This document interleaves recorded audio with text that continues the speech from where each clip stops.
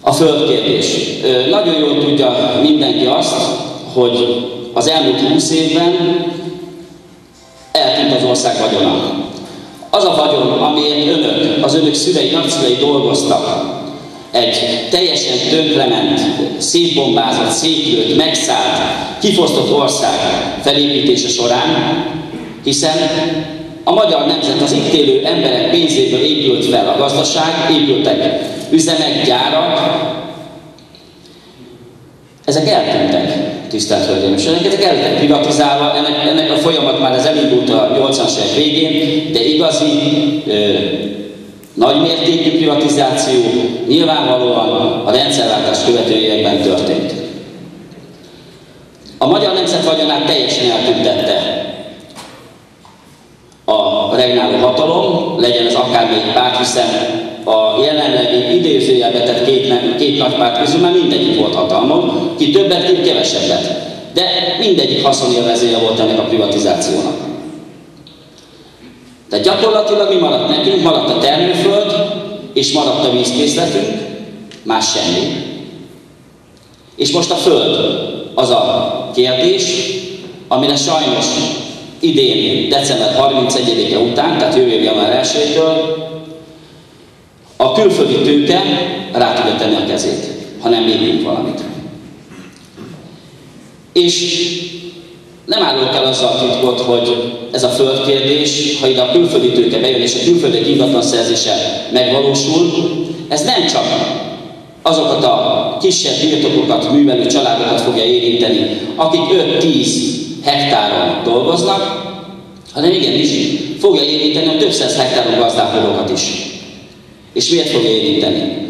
Nyilvánvalóan ezeknek a külföldi érdekcsoportoknak, gazdasági társaságoknak olyan anyagi háttere van, amely számukra elképzelhetetlen, és nem tudjuk velük felvenni a versenyt. Egy nyugat-európai gazda is jelenleg 4-szer annyi támogatást kap, mint egy magyar gazda, és sokkal könnyebben támogatja a saját állama, mint ahogy mi, a Magyar Köztársaság támogatja a magyar gazdálkodókat, és ők már készülnek arra, hogy ezt a földet, amely Európában az egyik legjobb termőföld, megvegyék, és az itt élő lakosságot ezt gyakorlatilag szolgasorba és bérmunkássá lefokozva tegyék tönkre. És utána megtelepedtek, nyilván nyugat-európai kapcsolataikat, a tőkéket felhasználva, a piacon teljesen el fogják lehetetleníteni azokat a jelenleg még jól működő, nagyobb birtokon gazdálkodó családokat is, akik most azt hiszik, hogy nekik nincs vesztenivalójuk ezzel a föld moratórium leteltével. Hogy fogja ezt a Jobbik Magyarországért Mozgalom megoldani? Nyilván több lehetséges megoldás van. Az első az lenne, ha sikerülne az Európai Unióval megkötött alapszerződésben a külföldi ingatlan szerzését megakadályozni.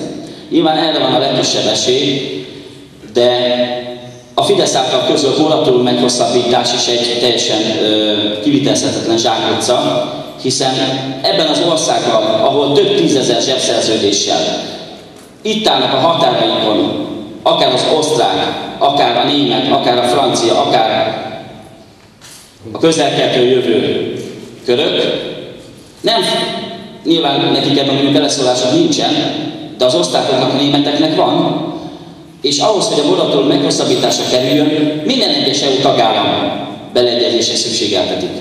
Hát nem fogja egy osztrák állam ezt aláírni, meg egy német állam sem fogja aláírni, hiszen a saját állampolgáraival tolnak ki. Tehát ezt a moratórium meghosszabbítást nem fogja akkor senki elérni. És bárhogy igyekszik a Fidesz ezt proponálni és ezt a programján részévé tenni, nem fog neki sikerülni. És itt lesz január 1-je, el fog jönni az a pillanat, hogy a külföldiek megvásárolják a magyar földet. A Jobbik Magyarországért Mozgalom ezért akár az EU-val szemben is hajlandó menni, magyarul az EU-ból való kilépést is fontolóvá teszi ezen kérdés tekintetében, de vannak más megoldások is. Márpedig ez a másik megoldás a földtörvénynek a módosítása. Hiszen ha módosítjuk a földtörvényt, és olyan kritériumokat fogunk alkalmazni, amelyek igaz, hogy nem tiltják a külföldiek ingatlanszerzését, de olyan feltételhez kötik. Legyen ez egy 10 éves itt tartózkodás, egy 10 éves magyarországi mezőgazdasági termelés, egy szakmai magyar felsőfokú nyelvvizsga, amely gyakorlatilag lehetetlenné teszi egy külföldi személy számára az ingatlanvásárlást. És természetesen ezzel egyidejűleg a gazdasági társaságoknak is ezt a szigorítást meg kell tennünk és be kell vezetnünk.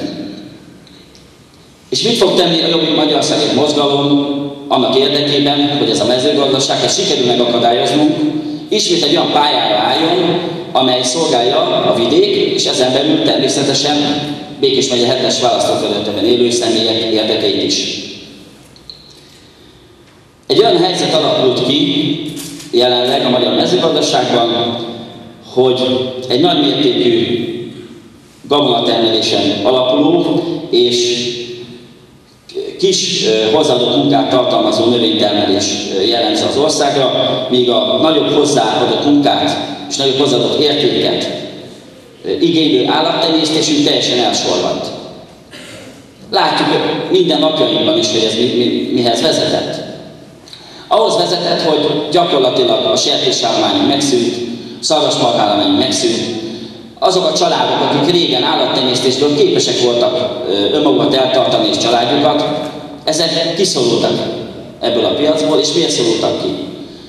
Azért, mert az EU elárasztott minket, az az olcsó, de rossz minőségű, külföldről behozott hússal, amivel sajnos, és ezt szégyen bevallani, de a magyar, a nagy múltú és hungarikumnak nevezett magyar nagyüzemek, például a Gyulai húskombinát vagy PIK dolgozik.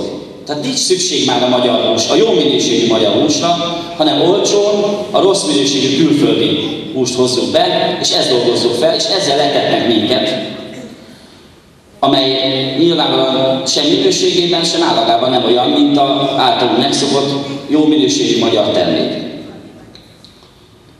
Meg kell fordítani ezt az arányt, és támogatni kell azt, hiszen önök is tudják, hogy nyilvánvalóan egy hozzáadott munka értékemelkedő hatása miatt az eladott mezőgazdasági árucikk és jobb áron értékesíthető a piacon, és sokkal nagyobb bevételt jelent a családoknak, és sokkal jobb megélhetési feltételeket jelent. És nyilvánvalóan azok a családi birtokok, hiszen a Jobbik Magyarországért Mozgalom alapvetően a családi birtokokon alapuló mezőgazdaságot képzel el ebbe az országban, mint ahogy ez tökéletesen működik Nyugat-Európában is, akár Németországban, akár Dániában, nem pedig több száz hektáros nagyüzemi termelést, hiszen ez nem fog munkát jelenteni a vidék lakosságának, hiszen a gépesítés ki fogja szorítani a magyar munkaerőt.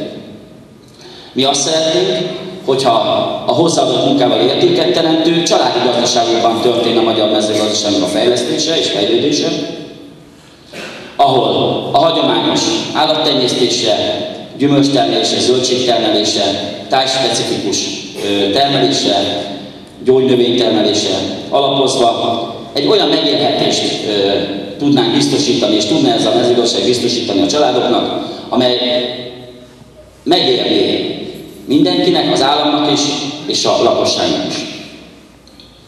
És hova tudnánk eladni ezeket a termékeket, hiszen nagyon jól tudjuk, hogy az EU-val való belépésünk lekorlátozta a piacot.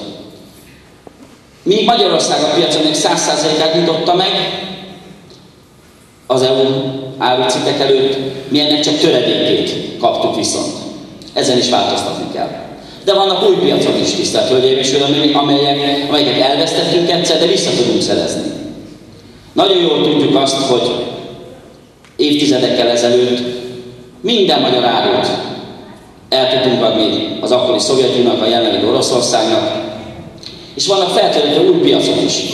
Akár legyen az Kína, akár a közel-keleti arab államok, akár a volt szovjet köztársaságok, amelyek hatalmas termelőpiacot jelentenének a magyar termékekre.